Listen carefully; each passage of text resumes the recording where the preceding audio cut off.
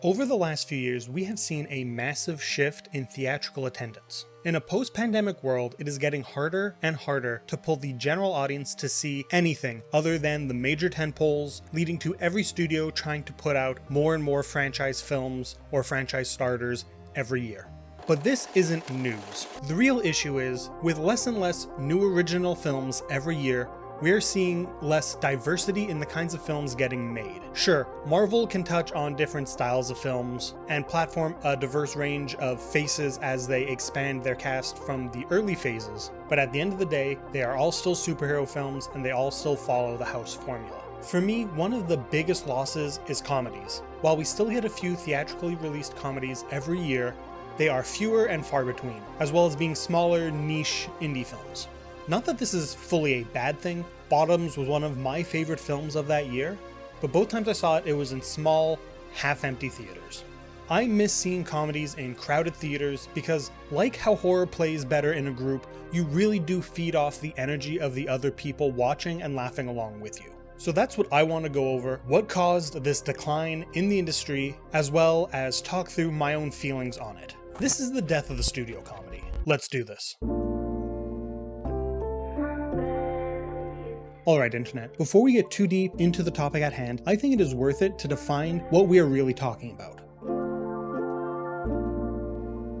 Okay, not really. We all know what comedy is, even if what is funny is subjective. What I actually want to go over is, what do we mean when we talk about a studio movie? There are plenty of independent film production companies, both big and small, whose work don't fall into the definition of a studio picture because that term is a shorthand for films produced by a major Hollywood studio. Terminology like this goes back to the golden age of Hollywood, where these major production houses made all their films on their own studio lots, often with a rotating cast of talent that they kept on contract. Independent films were made outside of these systems, often filming completely on location with lower grade film like 16mm or lower. Not that studio pictures were never shot on location or with different equipment, but traditionally those looser, grittier elements were the calling card of independent cinema. A lot of that actually kept being part of the visual language of indies for a very long time. Up until recently, with digital finally stepping in terms of resolution and dynamics, lower quality visuals like DV tapes, 16 or even 8mm film was a visual signifier. If I were to film myself handheld with a grain film texture over it, you would understand, even if only subconsciously, I was evoking a specific type of filmmaking, and that is not traditionally associated with major studios. I am getting way away from myself here, but all of this is to say that a studio picture is one made within the traditional parameters of the Hollywood industry, though what that is has changed a lot since their golden age. The film industry gets really confusing when you start trying to pull all the strings to find a simple descriptor. I don't even know if I'm necessarily doing things justice enough because I'm trying to simplify it down. So for a long time, a comedy film was a great investment for the studio. They were great counter-programming for big action movies or Oscar bait dramas, and had huge potential for a return on investment since they were relatively inexpensive to produce. Seriously, Old School made over 3 times its budget, and Tammy, a poorly received film, made $100 million on a $20 million budget. Again, that movie wasn't even a critical success pulling that kind of money. Side note, I took my mom to see Tammy on her birthday that year, and then apologized to her when it was over. If these types of profits can be yielded from comedies, why don't studios make them anymore? Well, this comes from a few major changes in the industry as a whole, and that's what we're going to talk about. The first one to cover is the change in revenue streams, meaning we get to use that one viral Matt Damon clip. Scotty doesn't know that Fiona and me. Not that, the Hot Ones clip. Did I just drool? The other one. The DVD was a huge part of our business, of our revenue stream. The movies that we used to make, you could afford to not make all of your money when it played in the theater because you knew you had the DVD coming behind the release. And 6 months later, you'd get, a whole nother chunk. It would be like reopening the movie almost. And when that went away, that changed the type of movies that we could make. This is a big point because while I did bring up the major box office successes that comedies can bring in, this is not a guarantee. Obviously.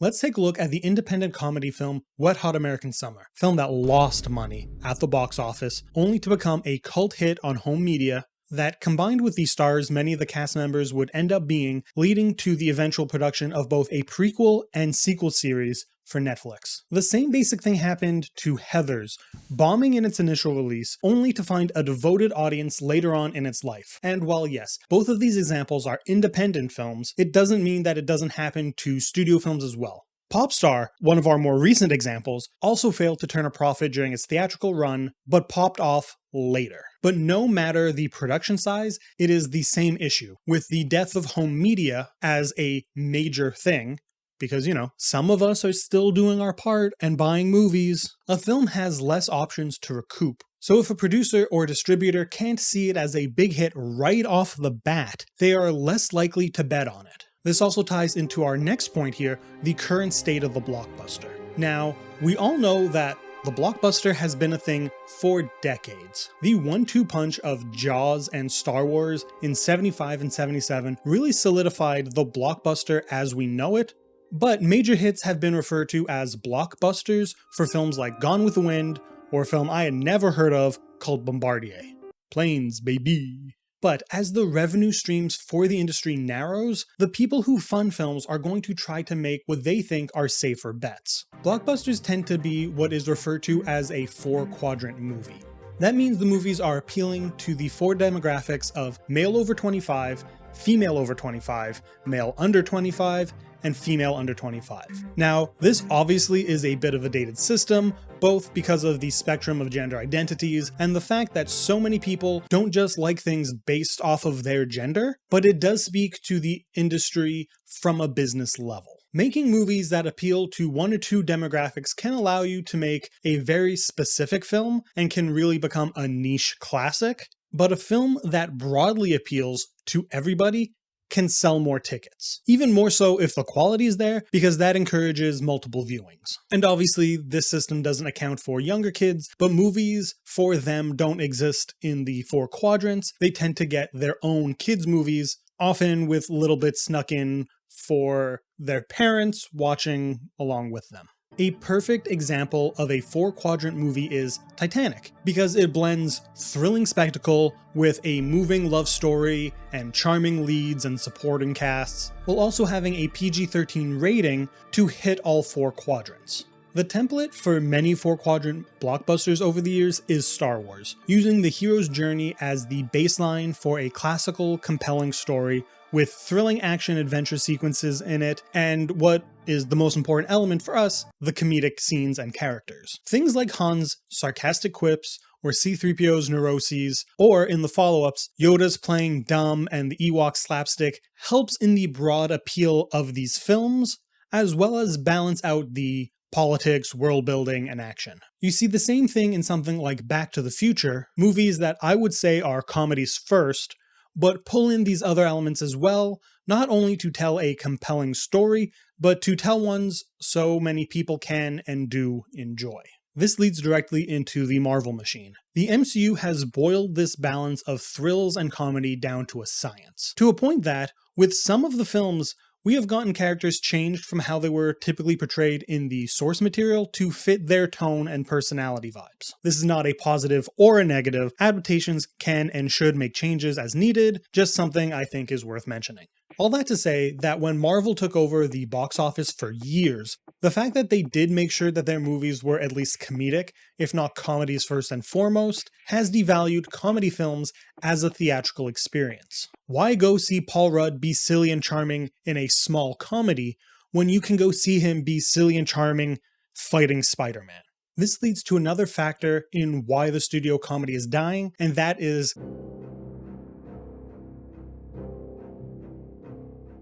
over the years, especially after the pandemic lockdowns, audiences are more and more picky on what gets them out of their homes. With the rising prices of theater tickets, snacks, and the convenience of streaming, it is hard to blame them. And we will get to streaming soon. I worked in a movie theater for 5 years, and I could see the shift in how audiences were attending in that time, and this was before the pandemic. So it really is crazy to see certain types of films get devalued in real time. The thing that seems to draw people to the cinema is spectacle and, to a lesser extent, major spoilers. They don't want to find out what happened in the movie before they saw the movie, which makes sense, honestly. Yeah. But it is specifically the former, because movies like Dune, superhero action movies, and other epics will always be better as an experience in the theaters than at home. That's why movies like Oppenheimer and Sinners have been able to sell out IMAX screenings during their runs. We are getting a huge wave of fans that are loving that kind of experience, the kind that even the best home theater systems can't replicate. You're never gonna see Old School or I Love You Man in IMAX.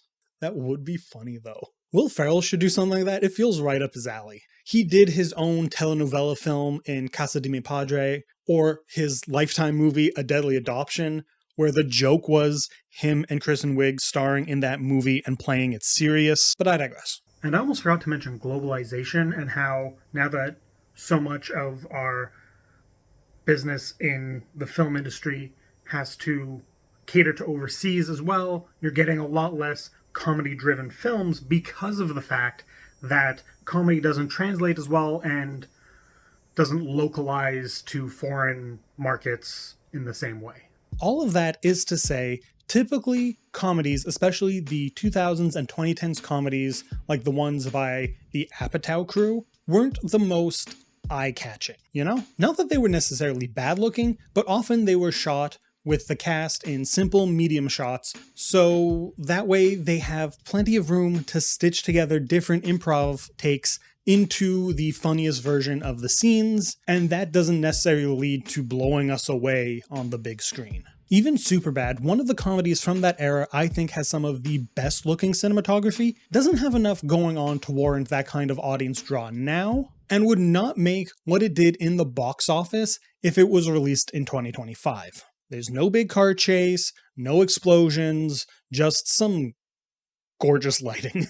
Just look at the recent analog to Superbad, both in story and how it is directed with more panache than a basic comedy, Booksmart. It both got a smaller budget and did significantly less well at the box office. So while it was still a financial success, especially for the budget, you can see the difference in box office pull if you look at, percentages. This is something that you can even track amongst the major comedy stars. I mentioned the huge success of Tammy earlier, and that movie was a success pretty much exclusively off of the talent and stardom of Melissa McCarthy. She's extremely talented and was riding off the wave of how good she was in Bridesmaids, but just 4 years after Tammy, Life of the Party, a film that she also made with her husband, does significantly worse, in no small part due to the audience fatigue of what she had been doing up until this point. Same thing can be said for Seth Rogen, who, despite killing it these days as a producer and director, his last straight-up comedy that he has starred in, Long Shot, was nowhere near the kind of hit his vehicles used to be. And he was paired up with Furiosa. First Furiosa. These comedy stars became, at least in the public eye, predictable. Combine that with the lack of spectacle I mentioned earlier, and it makes a lot of sense why comedies have lost value. When even the biggest stars are no longer bankable, there really is no reason, from a business standpoint, to bankroll them. And then you got people like Steve Carell, who were primarily comedy actors before, but now have shifted their careers and are doing a lot more dramas. If the stars are moving away from the comedy genre, why are the studios going to stay? Now, up until now, we have mainly been discussing the death of the studio comedy from the financial point of view, but I do think it is time to discuss the social risks in producing them as well. Comedy, above all other film genres, ages the quickest, especially ones trying to be transgressive. I'm sure we've all heard the phrase, "you couldn't make a Mel Brooks movie today," or have seen the constant rehash of the debates around Tropic Thunder's use of blackface. Both valid points, because as we as a society, and the people making films in specific, become more aware of the world around us, we have a better understanding of how our words can hurt people from marginalized communities. Todd Phillips, who stepped away from making comedies like Due Date and the Hangover movies to do pastiche Scorsese films with The Joker, said as much in a 2019 interview. Go try to be funny nowadays with this woke culture. There were articles written about why comedies don't work anymore. I'll tell you why. Because all the fucking funny guys are like, fuck this shit, because I don't want to offend you. That said, I do think that intent matters. Look at It's Always Sunny in Philadelphia.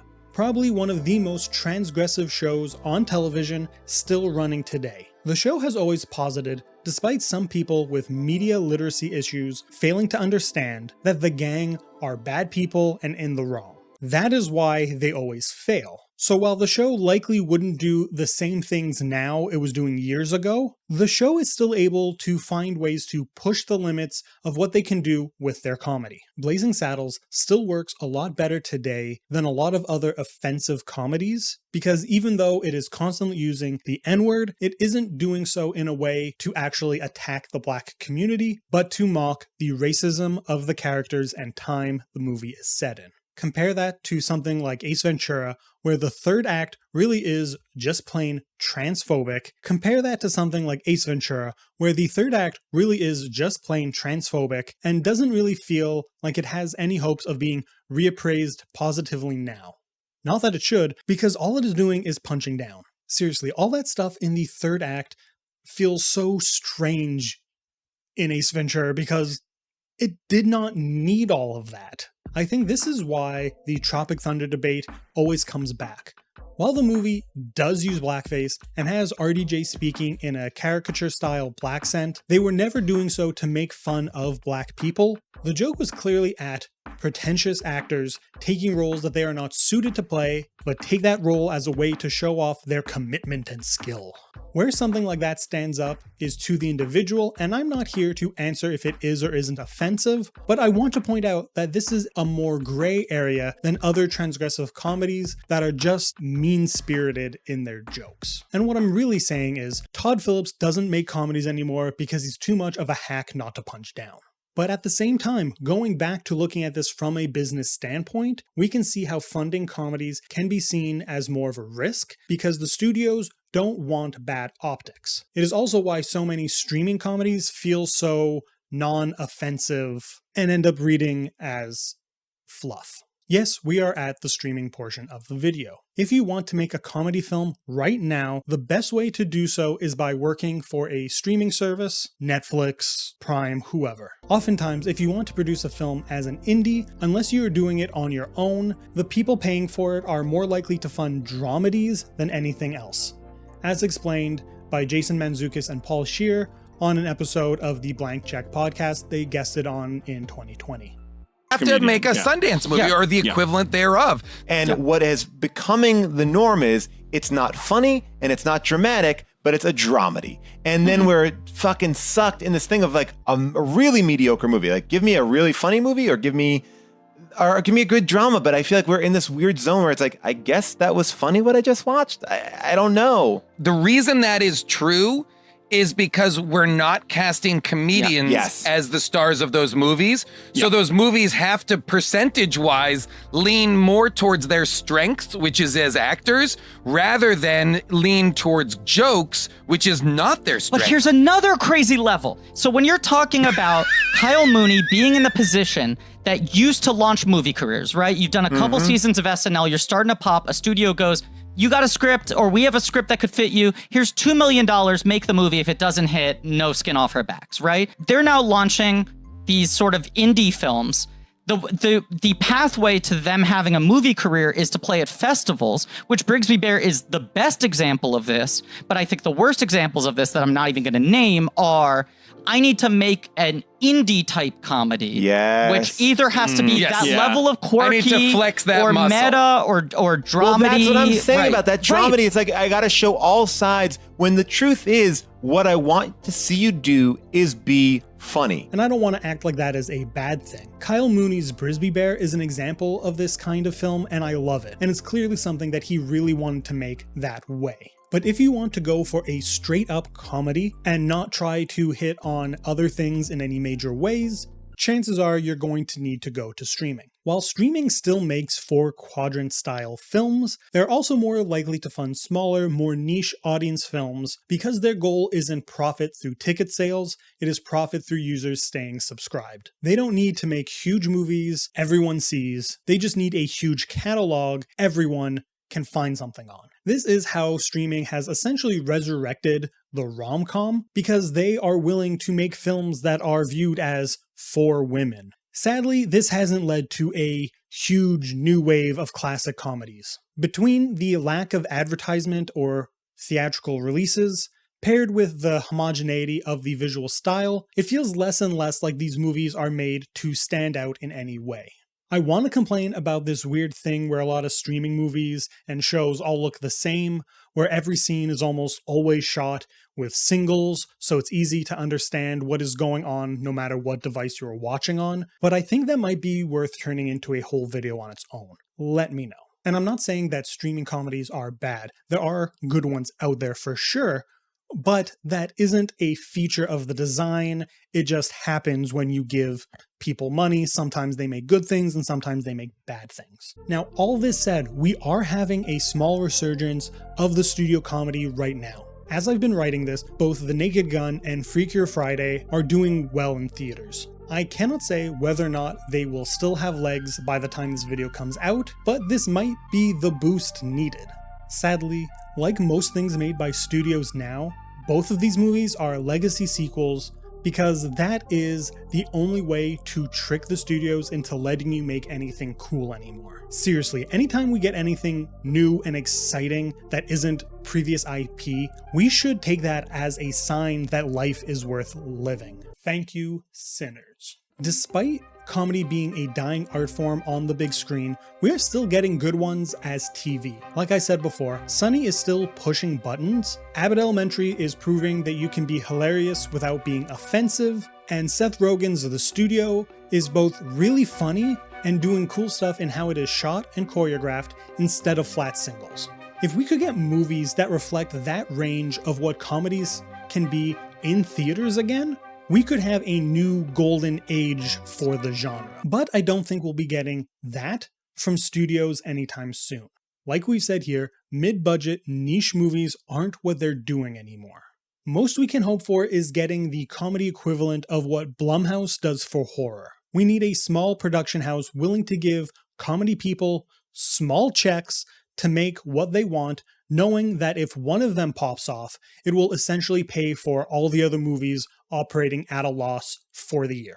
And don't get me wrong, we absolutely need this, but micro budgets can only get you so far. The real tragedy of losing mid-budget comedy means we might never get the next Talladega Nights, The Heat, or Midnight Run, comedies with exciting set-piece gags that don't veer all the way into that tentpole 4-quadrant area, and still focus primarily on just being funny. Now, it'd just be my nostalgia for those kinds of films talking here, but I do think that losing these kinds of films is a major loss creatively. If all we get are the biggest and smallest films, we are losing the opportunity for filmmakers to expand, leading to more of what we are getting now, which is studios forcing directors to bend to their wants instead of letting them make exciting new choices. We're losing the tier of films that let directors be bold, not only in comedy, but all genres. The death of the studio comedy is more than just the death of the studio comedy. We have lost the mid-budget film as a whole,